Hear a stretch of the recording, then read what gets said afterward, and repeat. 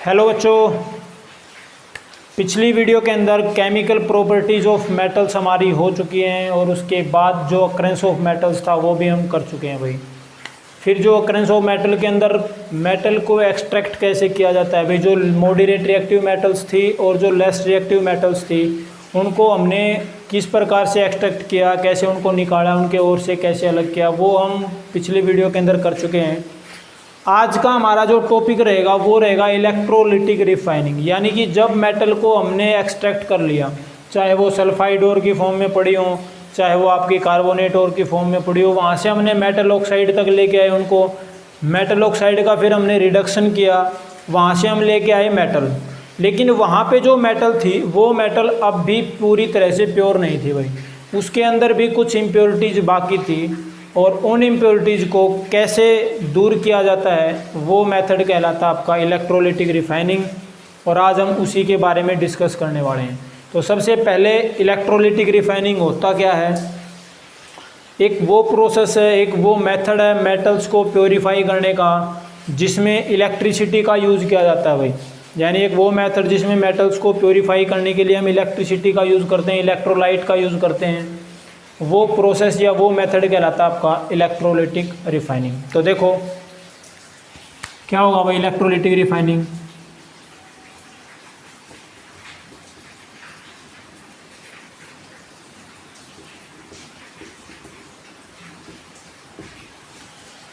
The process या method in which metals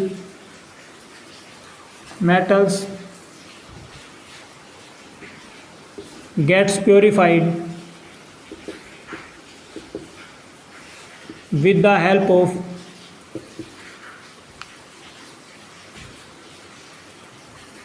electricity। एक वो मेथड, एक वो प्रोसेस जिसमें मेटल्स को प्योरीफाई किया जाता है with the help of electricity. और ये जो इलेक्ट्रिसिटी है ये हम इलेक्ट्रोलाइट के थ्रू पास करवाते हैं भाई। इलेक्ट्रोलाइट क्या होगा हम बताएंगे, एक सॉल्यूशन होगा जिसके अंदर से हम इलेक्ट्रिसिटी पास करवाएंगे। ठीक है, कुछ आयंस होंगे उसके अंदर, फ्री आयंस होंगे, इसीलिए हम इलेक्ट्रोलाइट यूज़ करते हैं कि उसके अंदर फ्री आयंस रह जाएँ। जब तक फ्री आयंस नहीं होंगे तब तक इलेक्ट्रिसिटी कंडक्ट नहीं होगी। तो इलेक्ट्रोलिटिक रिफाइनिंग एक वो मेथड है, एक वो प्रोसेस है जिसमें मेटल्स को प्योरीफाई किया जाता है इलेक्ट्रिसिटी की हेल्प से। इस प्रोसेस के अंदर होता क्या है भाई, देखो इसका डायग्राम समझ लेना भाई, इलेक्ट्रोलिटिक रिफाइनिंग आ जाएगी।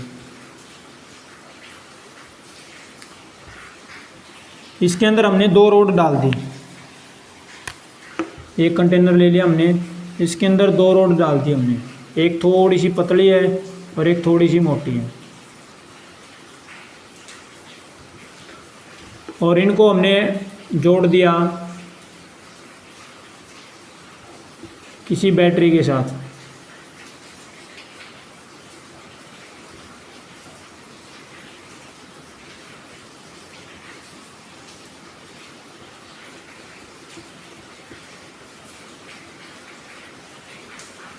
ये बैटरी का पॉजिटिव टर्मिनल, ये नेगेटिव टर्मिनल। तो जो बैटरी के नेगेटिव टर्मिनल के साथ जुड़ी हुई है उसका नाम रख दिया हमने कैथोड, उस रोड का नाम हमने क्या रख दिया, कैथोड। और जो पॉजिटिव के साथ जुड़ी हुई उसका नाम रख दिया हमने एनोड। ठीक है भाई, यहाँ जो सॉल्यूशन लेंगे, यहाँ इसके अंदर जो सॉल्यूशन लेंगे उसको नाम रख दिया इलेक्ट्रोलाइट। और इस इलेक्ट्रोलाइट के अंदर हम क्या करते हैं भाई, स्मॉल अमाउंट ऑफ, यानी इसको मैं कह दूँ डाइल्यूट H2SO4 डाल दो। ये डाइल्यूट H2SO4 इस सॉल्यूशन के अंदर क्यों डाला जाता है भाई, ताकि इसकी कंडक्टिविटी बढ़ जाए। ये जो सल्फ्यूरिक एसिड होगा ये इस इलेक्ट्रोलाइट को आयंस के अंदर तोड़ देगा, आयंस बहुत ज़्यादा हो जाएंगे, इसके अंदर आयंस फ्री हो जाएंगे। आयंस अगर फ्री हो गए तो इलेक्ट्रिसिटी कंडक्ट हो जाएगी। ठीक है, तो जो अब यहाँ पे जो आपका कैथोड होगा उसके ऊपर लेंगे हम प्योर मेटल, ध्यान रखना, प्योर मेटल लेंगे हम कैथोड के ऊपर और इम्प्योर मेटल लेंगे एनोड के ऊपर। यहाँ तक ध्यान रखिए भाई कि एक कंटेनर है, उसके अंदर हमने 2 इलेक्ट्रोड ले रखे हैं, 2 रोड ले रखी हैं। एक बैटरी के पॉजिटिव टर्मिनल के साथ जोड़ दी हमने, दूसरी बैटरी के नेगेटिव टर्मिनल के साथ जोड़ दी। जो रोड बैटरी के नेगेटिव टर्मिनल के साथ जोड़ी गई है उसका नाम है कैथोड, जो पॉजिटिव टर्मिनल के साथ जोड़ी गई है उसका नाम है एनोड। अब जो एनोड होगी उसके ऊपर लेंगे हम इम्प्योर मेटल, इसलिए वो थोड़ी सी मोटी होगी। जो इलेक्ट्रोड होगी, एनोड की इलेक्ट्रोड होगी या रोड होगी, वो थोड़ी सी मोटी होगी। क्यों? क्योंकि इसके ऊपर हम ले रहे हैं इम्प्योर मेटल। जो कैथोड होगी उसके ऊपर हम लेंगे हम प्योर मेटल। अब एक एग्जाम्पल लेके समझते हैं भाई। चलो उससे पहले मैं थोड़ा सा बता दूं कि जब भी यहाँ हम स्विच ऑन करेंगे, जब इसमें से करंट पास होगा, जब यहाँ इस इलेक्ट्रोलाइट में से करंट पास होगा तो यहाँ से इम्प्योर मेटल, क्योंकि इम्प्योर मेटल ले रखी हमने भाई, इसके अंदर इम्प्योर मेटल है, ये तो प्योर है बिल्कुल, ये इम्प्योर है। तो यहाँ इसमें से इस इलेक्ट्रोड से कुछ प्योर मेटल होगी, वो आपकी इलेक्ट्रोलाइट के अंदर घुल जाएगी। समझ आया? जब इलेक्ट्रिसिटी पास करवाएंगे इलेक्ट्रोलाइट में से तो यहाँ जो इम्प्योर रोड ले रखी है हमने, एनोड के ऊपर जो इम्प्योर मेटल चिपका रखी है, इसमें से जो प्योर मेटल होगी वो इसमें से घुलना स्टार्ट कर देगी इलेक्ट्रोलाइट में, और जितना यहाँ घुलेगी उतना ही मात्रा में ये कैथोड के ऊपर डिपॉजिट होना स्टार्ट हो जाएगी भाई। समझ आया? जब इलेक्ट्रिसिटी पास करवाई तो इसके ऊपर जो मेटल थी वो इलेक्ट्रोलाइट में डिजोल्व होगी।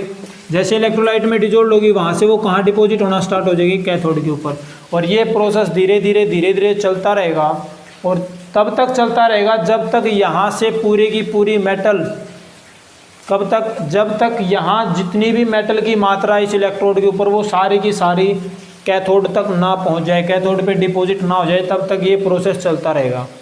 अब इसके अंदर कुछ इम्प्योरिटी बची हुई थी, जो इम्प्योरिटी इसके अंदर बची हुई थी वो यहाँ इस एनोड के नीचे इकट्ठी हो जाती हैं भैया। एनोड की इलेक्ट्रोड थी, इसके नीचे इकट्ठी हो जाती हैं। 2 टाइप की इम्प्योरिटी होती हैं, कुछ सोल्यूबल होती हैं, कुछ इनसोल्यूबल। जो सोल्यूबल होंगी वो तो इलेक्ट्रोलाइट में डिजोल्व हो जाएंगी, और जो इनसोल्यूबल होंगी वो आपकी एनोड के नीचे इकट्ठी हो जाएंगी, और इनका नाम रख दिया भाई एनोड मड। Anode mud. तो ये है आपका इलेक्ट्रोलिटिक रिफाइनिंग। मेटल होगी उसको प्योरीफाई किया जाएगा इलेक्ट्रिसिटी पास करवा के। 2 रोड यूज करेंगे, कैथोड एक एनोड। जो बैटरी के पॉजिटिव टर्मिनल से अटैच होगी वो एनोड, जो नेगेटिव से अटैच होगी वो कैथोड। प्योर मेटल होगी वो कैथोड के ऊपर डिपॉजिट करेंगे, पतली स्लिप बनाएंगे उसकी। जो इम्प्योर मेटल होगी वो आपके एनोड के ऊपर लेंगे, थोड़ी सी मोटी स्ट्रिप बनाएंगे। जैसे ही इलेक्ट्रिसिटी पास करवाएंगे इलेक्ट्रोलाइट में से, जो इम्प्योर मेटल यहाँ है वो इलेक्ट्रोलाइट के अंदर डिजोल्व होना स्टार्ट हो जाएगी, और वहाँ से वो डिपॉजिट हो जाएगी आपकी कैथोड के ऊपर। और ये पूरा प्रोसेस तब तक चलता रहेगा जब तक यहाँ से पूरे की पूरी मेटल यहाँ डिपॉजिट ना हो जाए। कुछ इम्प्योरिटी बच गई, घुलने लायक हैं, वो घुल जाएंगी सॉल्यूशन के अंदर। जो घुलने लायक नहीं है वो एनोड के नीचे इकट्ठी हो जाएंगे, नाम रख दिया एनोड मड। और कभी कभार ये मेटल प्योरीफिकेशन में जो एनोड मड है ना भाई, ये इतनी ज़्यादा बेशकीमती हो जाती हैं कि जितना इलेक्ट्रोलाइट, जो इलेक्ट्रिक रिफाइनिंग का प्रोसेस है, इसमें जितना खर्चा आया है वो सारा खर्चा निकाल देती हैं। जो एनोड मड है वो कभी कभार, क्योंकि अब जब हम कॉस्टली जो मेटल्स होते हैं गोल्ड वगैरह, इनकी जब रिफाइनिंग करते हैं तो जो है यहाँ पे इलेक्ट्रोलाइट जो एनोड मड बचता है ये इतना ज़्यादा बेशकीमती होता है कि जितना प्रोसेस पे खर्चा आया ना वो खर्चा तक निकाल देती हैं, इतनी ज़्यादा कीमती हो जाती हैं। तो ऐसे नहीं फेंका जाता इनको। चलो अब एक एग्जांपल लेके देखते हैं भाई कि इलेक्ट्रोलिटिक रिफाइनिंग होगी क्या। हम एग्जांपल लेते हैं कॉपर का। कॉपर कार्बोनेट के फॉर्म में थी, कार्बोनेट से हमने कैल्सिनेशन मेथड लगाया, वहाँ से आई कॉपर ऑक्साइड। कॉपर ऑक्साइड का हमने रिडक्शन किया, वहाँ से मिली हमें कॉपर मेटल। लेकिन अब भी उसके अंदर कुछ इम्प्योरिटीज़ थी। अब उन इम्प्योरिटीज़ को क्या करें भाई, कैसे रिमूव किया जाए? इलेक्ट्रोलिटिक रिफाइनिंग के थ्रू। तो यहाँ अब हम कॉपर की रिफाइनिंग करेंगे। कैसे होगी देखो, एट एनोड के ऊपर क्या रखेंगे? इम्प्योर कॉपर रखेंगे भाई। कैथोड के ऊपर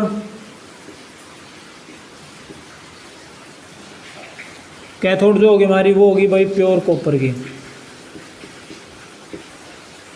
ठीक है, जो इलेक्ट्रोलाइट यूज़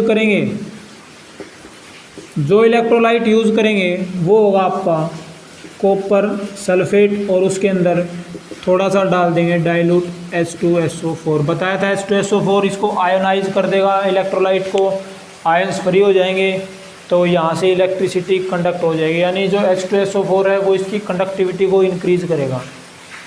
ये चीज़ आ गई भाई। अब क्या होगा, मान लीजिए ये आपकी यहाँ मैंने रख दिया इम्प्योर कॉपर था, यहाँ pure copper.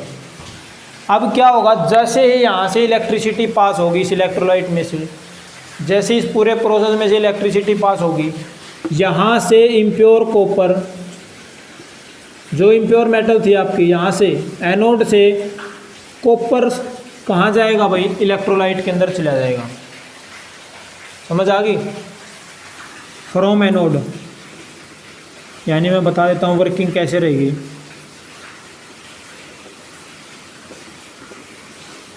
When electricity is passes through the solution,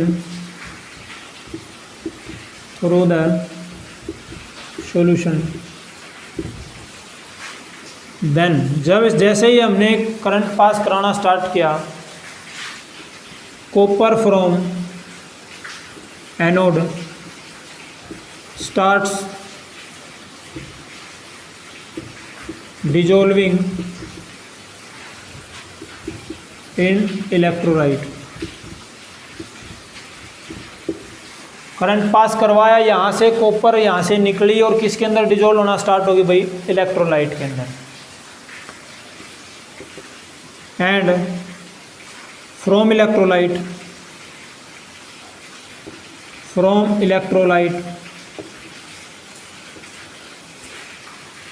pure copper starts depositing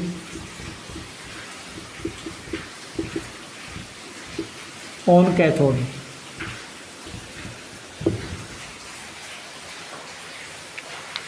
यहाँ से कॉपर किस पे डिपॉजिट होना स्टार्ट हो जाएगी, कैथोड के ऊपर।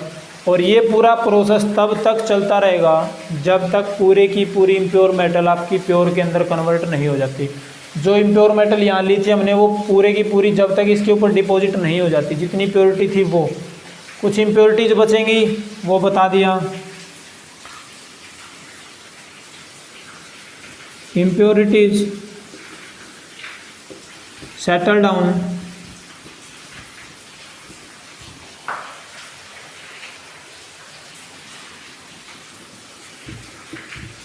below anode called anode mud। ठीक है भाई, ये तो रहेगी इसकी वर्किंग। अब देखो होता क्या है, जब ये कॉपर यहाँ से आता है, जब ये कॉपर यहाँ से निकलना स्टार्ट होगा एनोड से, मैं रिएक्शन बता देता हूँ रिएक्शन कैसे बनेगी भाई। एट एनोड, एनोड पे कौन सी रिएक्शन घटेगी, देखो क्या होगा। यहाँ से ये कॉपर निकला, तो जब कॉपर निकलेगा क्या करेगा, कॉपर 2 पॉजिटिव में कन्वर्ट हो जाएगा, 2 इलेक्ट्रॉन छोड़ देगा भाई। यानी यहाँ से कॉपर 2 पॉजिटिव किस में गुड़ गया, इलेक्ट्रोलाइट के अंदर। और यहाँ कौन फ्री हो गए, 2 इलेक्ट्रॉन। यहाँ 2 इलेक्ट्रॉन फ्री हो गए। ये 2 इलेक्ट्रॉन कहाँ जाएंगे अब, इस रास्ते के थ्रू कहाँ चले जाएंगे, कैथोड के पास। अब यहाँ क्या होगा, 2 इलेक्ट्रॉन आ गए। यहाँ ये जो 2 इलेक्ट्रॉन है ये क्या करेंगे, इस कॉपर 2 पॉजिटिव को अपनी तरफ फिर खींच लेंगे भाई। समझ आ गई। तो यहाँ से क्या होगा, ये तो होगा एनोड के ऊपर कि कॉपर था, उसने 2 इलेक्ट्रॉन दे दिए और किस में कन्वर्ट हो गया, कॉपर 2 पॉजिटिव में। एट कैथोड, कैथोड पे क्या कौन सी रिएक्शन होगी, कॉपर 2 पॉजिटिव 2 इलेक्ट्रॉन लेके क्या बना देगा भाई, प्योर कॉपर। ये बन जाएगा आपका कैथोड के ऊपर। तो ये प्रोसेस है आपका इलेक्ट्रोलिटिक रिफाइनिंग। क्या होता है इलेक्ट्रोलिटिक रिफाइनिंग, एक वो प्रोसेस जिसमें इलेक्ट्रिसिटी की सहायता से मेटल्स को प्योरीफाई किया जाता है, उसमें जो इम्प्योरिटीज है उनको रिमूव किया जाता है। कैसे होगा ये इलेक्ट्रोलाइटिक रिफाइनिंग कैसे होगी कि जो मेटल हमने ओर से एक्सट्रैक्ट की थी, ओर से निकाली थी, उनके अंदर कुछ इम्प्योरिटीज़ बाकी थी। उन इम्प्योरिटीज़ को रिमूव करने के लिए क्या करेंगे, इलेक्ट्रोलाइटिक रिफाइनिंग। क्या है इलेक्ट्रोलाइटिक रिफाइनिंग? एक ऐसा अपरेटस लेंगे, उसके अंदर 2 इलेक्ट्रोड डालेंगे, एक एनोड और एक कैथोड। जो बैटरी के पॉजिटिव टर्मिनल के साथ अटैच है वो एनोड, जो नेगेटिव टर्मिनल के साथ अटैच है वो कैथोड। अब बात रहेगी कि जो एनोड है उसके ऊपर डालेंगे इम्प्योर मेटल, इम्प्योर मेटल को डिपॉजिट करेंगे, और कैथोड के ऊपर होगी आपकी प्योर मेटल। इलेक्ट्रोलाइट यूज़ करेंगे, जिस भी मेटल को आपने जिस भी मेटल को प्योरीफाई करना है उसी का साल्ट प्लस में थोड़ी सी अमाउंट डालेंगे डाइल्यूट H2SO4 की, वो हम एज ए इलेक्ट्रोलाइट यूज़ करेंगे। ये 3 चीज़ ध्यान रखना भाई, एनोड कैथोड और इलेक्ट्रोलाइट के रूप में ये, ठीक है। अब जैसे इलेक्ट्रिसिटी पास करवाई एनोड से इम्प्योर मेटल, जो मेटल थी एनोड से प्योर मेटल होगी वो पहले किस में डिपॉजिट होगी, किस में डिजोल्व होगी, इलेक्ट्रोलाइट के अंदर, और साथ में 2 इलेक्ट्रॉन रिमूव होंगे। ये इलेक्ट्रॉन कहाँ पहुँचे, कैथोड के पास। जैसे यहाँ इलेक्ट्रॉन पहुँचे उन्होंने क्या किया भाई, यहाँ जो कॉपर घुली हुई थी, डिजोल्व हो रही थी सॉल्यूशन के अंदर, इलेक्ट्रोलाइट के अंदर, उसको अपनी तरफ खींचना स्टार्ट कर दिया। तो यहाँ इम्प्योर जो इलेक्ट्रोड थी, यहाँ से कॉपर डिजोल्व होता रहेगा सॉल्यूशन के अंदर, और सॉल्यूशन से कैथोड पे डिपॉजिट होता रहेगा। ये पूरा प्रोसेस तब तक चलता रहेगा जब तक कि पूरे की पूरी मेटल आपकी प्योर ना हो जाए, सारी की सारी मेटल यहाँ डिपॉजिट ना हो जाए, ठीक है। रिएक्शन क्या क्या होंगी वो ये हैं। ये था आपका इलेक्ट्रोलाइटिक रिफाइनिंग। उम्मीद करता हूँ अच्छे से समझ आ गई होंगी। अब इसके अंदर 2 टॉपिक और बचते हैं आपके छोटे छोटे, वो और कर ही लेते हैं साथ के साथ। एक बार इनको नोट कर लो। तो इलेक्ट्रोलाइटिक रिफाइनिंग के बाद हम स्टार्ट कर रहे हैं भाई, एक रिएक्शन बचती है आपकी थर्मिट रिएक्शन, और उसके बाद एलॉयज़, और एलॉयज़ के बाद है भाई कोरोजन।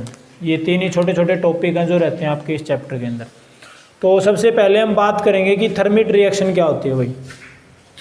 थर्मिट रिएक्शन एक वो रिएक्शन होती है, थर्मिट का मतलब बहुत ज़्यादा हीट निकलना, थर्म का मतलब थर्मल जो होती है वो होती क्या है, जहाँ पे बहुत ज़्यादा ऊष्मा निकलती हो। तो थर्मिट रिएक्शन एक वो रिएक्शन है जिसके अंदर बहुत ज़्यादा मात्रा में एनर्जी रिलीज होगी भाई, यानी एक हाईली एक्जोथर्मिक रिएक्शन है। अब होती कैसे ये रिएक्शन कि जब भी आयरन ऑक्साइड के अंदर, जो आयरन ऑक्साइड है उसकी रिएक्शन करवाई जाती है एल्यूमिनियम के साथ, एल्यूमिनियम पाउडर के साथ, तब जो रिजल्ट बनेगा आपके सामने वो आएगा aluminium oxide plus iron. Reaction तो यही है कि जब आयरन ऑक्साइड के अंदर एल्यूमिनियम पाउडर मिलाया जाता है, जब ये रिएक्शन करवाई जाती है तो आपको मिलेगा एल्यूमिनियम ऑक्साइड प्लस आयरन। लेकिन इस रिएक्शन को थर्मिट रिएक्शन ही नाम क्यों दे दिया? देखो, जैसे ही हम ये काम करवाएंगे, जैसे इनको मिलाया हमने, जैसे ये रिएक्शन करवाई, ये रिएक्शन इतनी ज़्यादा हीट प्रोवाइड किया, इतनी ज़्यादा हीट प्रोड्यूस करेगी कि यहाँ पे जो आयरन आपको मिलेगा, यहाँ पे जो Fe आपको मिल रहा है, वो इतना ज़्यादा टेम्परेचर बढ़ जाता है इसका कि वो लिक्विड फॉर्म में मिलेगा आपको, मोल्टन स्टेट में मिलेगा। मतलब समझ आया कि जब भी आयरन ऑक्साइड की रिएक्शन करवाई एल्यूमिनियम पाउडर के साथ, तो जो रिएक्शन होती, जैसे रिएक्शन हुई, रिएक्शन होते ही क्या होगा, आपको एल्यूमिनियम ऑक्साइड मिलेगा और साथ में आयरन, और आयरन भी किस रूप में, मोल्टन यानी कि लिक्विड फॉर्म में मिलेगा। और इसका नाम थर्मिट रिएक्शन इसीलिए रख दिया क्योंकि जैसे ये रिएक्शन होगी बहुत ज़्यादा मात्रा में एनर्जी रिलीज होगी, और जितनी ये जो ज़्यादा मात्रा में एनर्जी रिलीज हो रही है, इसी का परिणाम है कि ये जहाँ पे जो आयरन आपको ये मोल्टन फॉर्म में मिल रहा है। अब यहाँ इस रिएक्शन का यूज़ क्या है, जो रेलवे ट्रैक होते हैं आपके, एक रेलवे लाइन, अब यूँ तो है नहीं कि मान लीजिए हिसार से बठिंडा तक जो रेलवे लाइन बिछ रही है वो एक ही गाटर लगा रखी है सारी, कोई 20, 30, 50 फुट की जो गाटर वगैरह होती हैं उनको कहीं ना कहीं तो उनको एक से दूसरे, एक ट्रैक को दूसरे ट्रैक के साथ, एक लोहे का जो पार्ट है उसको दूसरे के साथ जोड़ा जाता है। तो वो जोड़ने का जो काम है, एक ये हो गया, दूसरा ये, मान लीजिए एक ये ट्रैक आपका और उसके बाद ये है, दोनों के बीच में गैप रह गया। अब यहाँ इसको जोड़ेंगे कैसे? तो यहाँ जो इनके बीच में दरारें हैं, रेलवे ट्रैक के बीच में जो दरारें होती हैं, उन दरारों को भरने के लिए इस रिएक्शन का उपयोग किया जाता है भाई। समझ आ गई? वैसे तो लोहे को पिघलाना में बहुत ज़्यादा मुश्किल होता है, तो लेकिन इस रिएक्शन का उपयोग कहाँ किया जाता है? कि जो रेलवे ट्रैक के अंदर जो दरारें होती हैं, सॉरी दीवारें नहीं, जो दरारें होती हैं उन दरारों को भरने के लिए इसका उपयोग किया जाता है। थर्मिक रिएक्शन नाम इसलिए दे दिया कि बहुत ज़्यादा हाईली एक्जोथर्मिक रिएक्शन है, बहुत ज़्यादा हीट प्रोवाइड करवा रही है। अब बहुत ज़्यादा हीट अगर यहाँ से निकल रही है, उसी के परिणाम स्वरूप आयरन आपका मोल्टन स्टेट में मिलेगा। तो ये थी थर्मिक रिएक्शन। क्या होगी थर्मिक रिएक्शन? आयरन ऑक्साइड के एल्यूमिनियम पाउडर के साथ रिएक्शन करवाई, aluminium oxide plus iron. Iron हमें किस फॉर्म में मिलेगा? मोल्टन फॉर्म में, लिक्विड फॉर्म में। क्यों मिला? क्योंकि हाईली एक्सोथर्मिक रिएक्शन है। इंपॉर्टेंस क्या है इस रिएक्शन का? जो रेलवे ट्रैक्स हैं उनकी जो दरारें हैं उनको भरने के लिए यहाँ पे जो आयरन है इसका उपयोग किया जाता है, इसलिए इस रिएक्शन का उपयोग वहाँ होता है रेलवे के अंदर। ठीक है, उसके बाद आते हैं एलॉयज। एलॉयज किसे कहेंगे? देखो, अब जो स्टील हम यूज़ कर रहे हैं घरों के अंदर, अब वो ज़रूरी थोड़ी ना किसी न किसी दूसरी मेटल से तो मिलके बना होगा।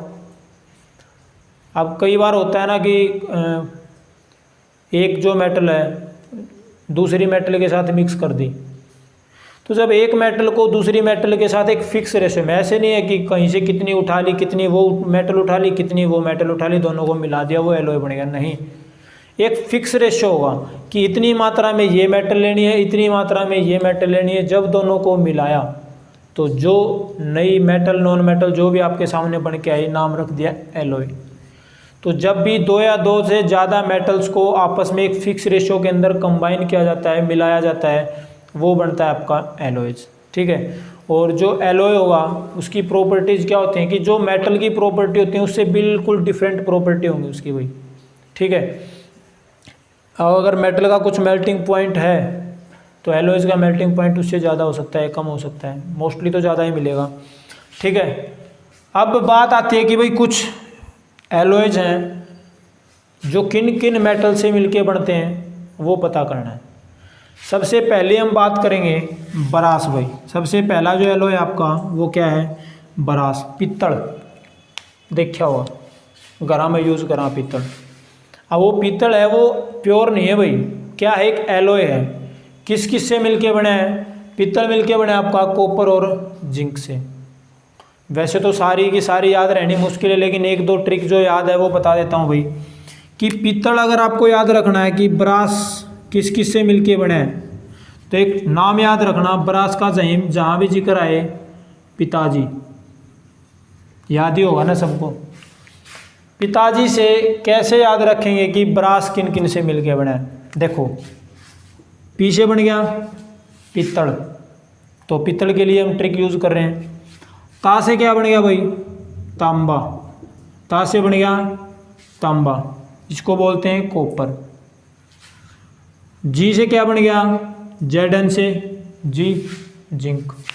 तो जब भी जिक्र आए ब्रास का, पित्तल किन किन धातुओं से मिलके बनी है, किन किन मेटल से मिलके बनी है, तो याद रखना पिताजी से मिलके बने भाई। जो ब्रास होगी वो किससे मिलके बनी है? पिताजी से। पिताजी का मतलब पित्तल, पीछे पित्तल किस किस से मिलके बनी है? तांबा और जिंक। उसके बाद ब्रोंज। ब्रोंज क्या भाई? कांसा, कांसी। मौसम भी शायद हो रहा है, बरसात आने लग रही है, और जब छोटे थे तब सुनते थे भाई कांसी नगर बाहर रख दिया तो बिजली पिट जाओगी, शायद आज भी चल रहा है यह कहावत है। तो कांसा किन किन से मिलके बने हैं? दो चीज़ें, दो मेटल्स। कौन कौन सी? कॉपर और टिन। कॉपर और टिन कैसे याद रखोगे?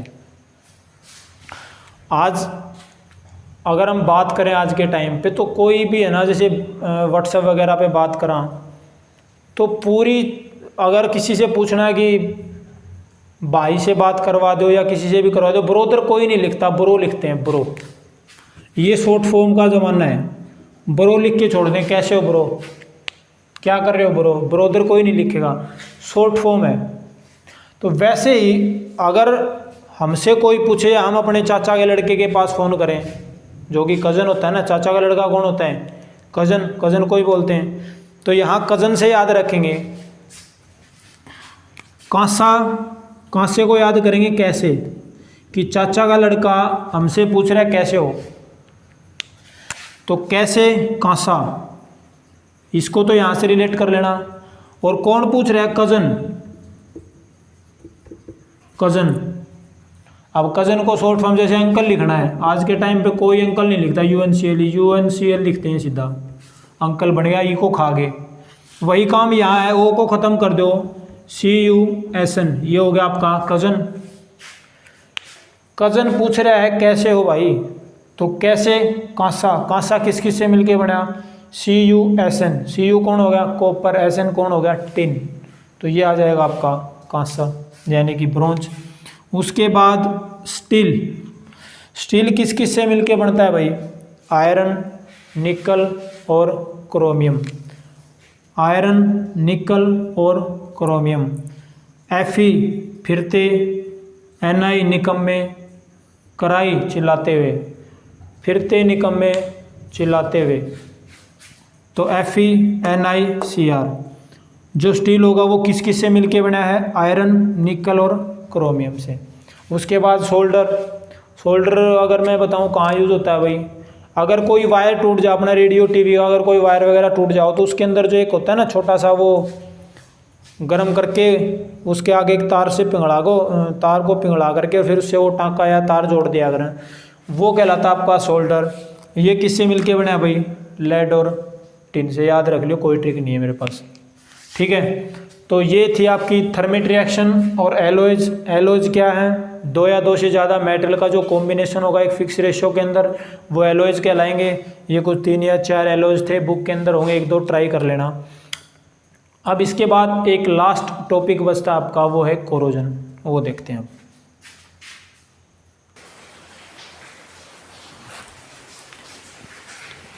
एलॉयज के बाद लास्ट टॉपिक बचता है आपका भाई कोरोजन।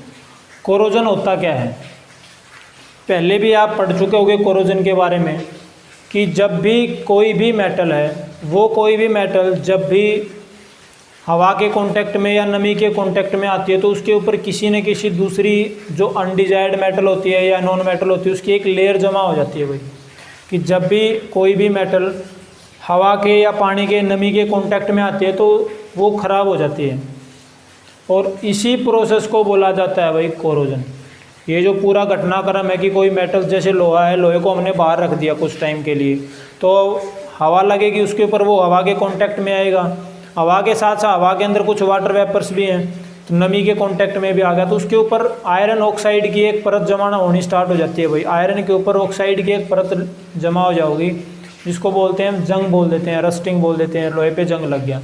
तो ऐसे ही कुछ मेटल्स होती हैं जिन मेटल्स को अगर ऑक्सीजन के प्रेजेंस में रख दिया हमने या बाहर हवा के अंदर रख दिया, तो अगर वो नमी के कांटेक्ट में आ गई, हवा के कांटेक्ट में आ गई, तो ख़राब होना शुरू हो जाती हैं, और इसी प्रोसेस को नाम दिया कोरोजन। अगर मैं बात करूँ, जब हमने स्टार्टिंग में मेटल्स की केमिकल प्रॉपर्टी पढ़ रहे थे तो हमने देखा था कि जो जो सिल्वर है आपका, सिल्वर ना तो हवा के साथ रिएक्ट करता ना पानी के साथ रिएक्ट करता। तो यहाँ देखेंगे कौन कौन सी मेटल्स हैं जो ख़राब हो जाती हैं। एक तो है भाई लोहा आपका, लोहे को अगर हमने बाहर रख दिया, ऐसी जगह पे रख दिया जहाँ पे हवा का कांटेक्ट भी हो रहा है, नमी का कांटेक्ट भी हो रहा है, तो वहाँ पे लोहे के ऊपर जंग लगना स्टार्ट हो जाएगा, ठीक है। और लोहे पे जो जंग लगता है उसका एक फार्मूला होता है भाई, Fe2O3.X H2O, rusting on iron उसका फार्मूला ये, ठीक है। ये आयरन ऑक्साइड है, उसके साथ में कुछ वाटर मॉलिक्यूल्स ऐड हो जाते हैं। तो कोरोजन किस किस पे होता है, एक तो लोहे पे होता है जिसको बोलते हैं रस्टिंग ऑन आयरन। दूसरा ब्लैक कोटिंग ऑन सिल्वर, जब चांदी को आप बाहर रख देते हो, वैसे तो चांदी के ऊपर हवा का और पानी का कोई फर्क नहीं पड़ता, हमने पढ़ा था पहले केमिकल प्रॉपर्टी के अंदर, बट ये काली परत क्यों जमा होगी फिर अगर चांदी को हमने कुछ टाइम के लिए बाहर रख दिया, कुछ टाइम के लिए तो नहीं कहेंगे, थोड़ा सा लंबे टाइम के लिए अगर बाहर रख दिया तो उनका जो कलर है वो धीरे धीरे उनकी जो चमक है वो ख़त्म होती जाओगी और उनका रंग काला पड़ना स्टार्ट हो जाओगे। इसका क्या कारण है, देखो अपने एटमॉस्फेयर के अंदर सल्फ़र गैस मौजूद है, सल्फ़र, ये जो सिल्वर है ये सल्फ़र डाइऑक्साइड गैस के गैस के साथ मिलके सिल्वर सल्फाइड बना देगा, AgS, क्या बना देगा, सिल्वर सल्फाइड, और इसी के कारण इसके ऊपर ब्लैक कलर की कोटिंग हो जाती है। चांदी का रंग काला क्यों है भाई, कि जो एटमॉस्फेयर के अंदर जो अपने एनवायरनमेंट के अंदर सल्फ़र गैस थी, सिल्वर सल्फ़र के साथ रिएक्ट करेगा और बना देगा सिल्वर सल्फाइड, और इसी सिल्वर सल्फाइड के कारण ही, सल्फाइड गैस के कारण ही चांदी का रंग है वो कैसा होगा भाई, ब्लैक कलर हो जाएगा। उसके बाद कॉपर, जो तांबा है आपका, उसके ऊपर हरे हरे रंग की परत जमा होनी स्टार्ट हो जाए, उसका जो कलर है वो थोड़ा थोड़ा ग्रीन टाइप में दिखना स्टार्ट हो जाए। इसका कारण क्या है कि कार्बन डाइऑक्साइड गैस है इन्वायरमेंट के अंदर। कॉपर जो है वो कार्बन डाइऑक्साइड गैस के साथ मिलकर कॉपर कार्बोनेट बना देगा, CuCO3, और ये कार्बोनेट के कारण ही इसका जो कलर है वो कैसा दिखेगा भाई, ग्रीन। तो लोहे पर जंग क्यों लग गया, हवा के कांटेक्ट में आया, पानी के नमी के कांटेक्ट में आया, रस्टिंग होगी। चांदी का रंग काला क्यों पड़ा, जो एटमॉस्फेयर के अंदर सल्फर गैस थी उसके साथ मिलके सिल्वर सल्फाइड बना और उसके कारण रंग हो गया काला। तीसरा, ग्रीन कलर क्यों हुआ कॉपर का, कार्बन डाइऑक्साइड गैस के साथ रिएक्शन करके कॉपर ने बना दिया copper carbonate, which gives A green इस टाइप का कलर दे हुआ है। ठीक है भाई। उसके बाद ठीक है, कोरोजन हमने पढ़ लिया, किन किन पे होता है वो हमने थोड़ा बहुत पढ़ लिया। अब बात करते हैं प्रिवेंशन, कैसे रोका जा सकता है इसको भाई। तो जंग को रोकने के लिए क्या क्या तरीके अपनाए जा सकते हैं कि धातु का वो ख़राब ना हो। पहला तो तेल लगा देंगे भाई, सरफेस जितना चिकना होगा हवा का कांटेक्ट नहीं बनेगा, हवा का बन जाएगा तो जो वाटर वेपर्स हैं वो उसके ऊपर टिक नहीं पाएंगे। तो पहला ऑयलिंग है। दूसरा पेंट करके, जो भी वाटर वगैरह हम लेके आते हैं अपने घरों के अंदर यूज़ करने के लिए, तो उसके ऊपर पहले पेंट करते हैं भाई। पेंट क्यों करते हैं, ताकि जल्दी सी ख़राब ना हो। तो तेल लगा के पेंट करके उसके ऊपर या ग्रीस लगा करके हम इनको रोक सकते हैं। एक मेथड आता है गैल्वेनाइजेशन, लगभग 6ठी 7वीं क्लास में आ जाता है। गैल्वेनाइजेशन होता क्या है, लोहे के ऊपर जिंक की एक लेयर डिपॉजिट करवा दी जाती है भाई, लोहे के ऊपर जिंक की परत चढ़ा दी जाती है, वो कहलाता है आपका गैल्वेनाइजेशन। तो ये वो प्रोसेस थे जिनके द्वारा हम कोरोजन को रोक सकते हैं। ये था आपका कोरोजन, और ये था आपका chapter metals and non metals. I think जितने भी टॉपिक थे मेरे हिसाब से कवर हो चुके हैं। फिर भी अगर कोई ऐसा टॉपिक रहता है या कोई ऐसा टॉपिक जो समझ ना आया हो तो बता देना, दोबारा से वीडियो बना देंगे, उसकी कोशिश करेंगे समझाने के अच्छे से और अच्छे से। इसके बाद हम स्टार्ट करेंगे भाई अपना फिजिक्स का पोर्शन, चैप्टर नंबर 10 जिसको बोलते हैं रिफ्लेक्शन और रिफ्रैक्शन वगैरह, वो स्टार्ट करेंगे पहले। ठीक है, तो केमिस्ट्री के पहले 3 ही चैप्टर करेंगे। मेटल नॉन मेटल हो गया हमारा, 2 पहले ही कर चुके हैं। उम्मीद करता हूँ अच्छे से समझ आ गया होगा। अगर कोई डाउट है तो पूछ लेना। ठीक है, bye, thank you and take care.